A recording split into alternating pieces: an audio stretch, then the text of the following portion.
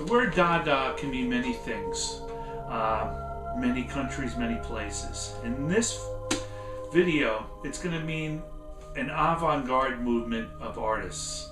Around 1913, a bunch of artists, sculptors, painters, photographers, collages, poets, really were just fed up with the bourgeoisie, the refined class telling them what to do, what's right, what's wrong, and what they do, and how to think, materialistic things, also about war. They were anti-war, anti-establishment.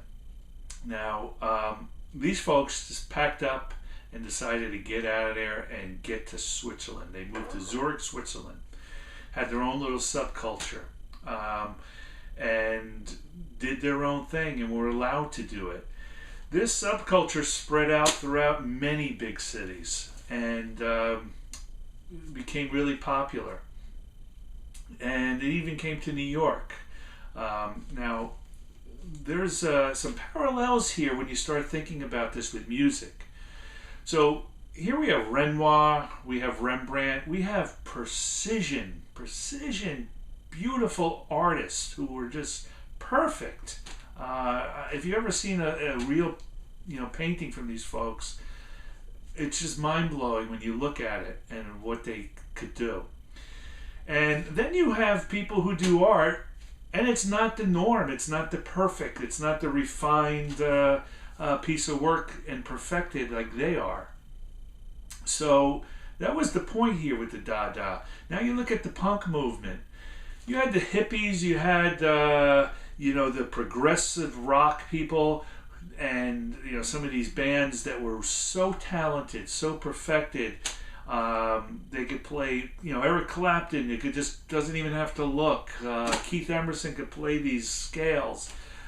Steve Howe, unbelievable guitarist.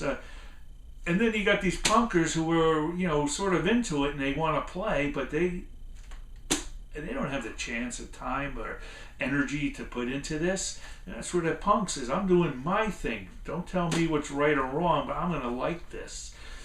And there's a parallel there. Malcolm McLaren knew about Dada and knew about this theories and thoughts, and he did incorporate it into his mastermind. So another topic.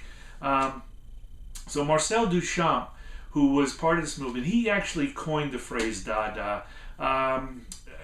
So much information on him, and also he was a part of a committee, artist committee. He wound up coming over, living in New York. He was part of this committee, and he had a friend, an artist, I think his name was Stella, who actually said, hey, he's part of this Dada movement. I'm going to take a urinal, and I'm going to put a little initial on there. And Duchamp liked this idea, submitted it into an art exhibit, blew the people out and said, there's no way this is art. Absolutely not.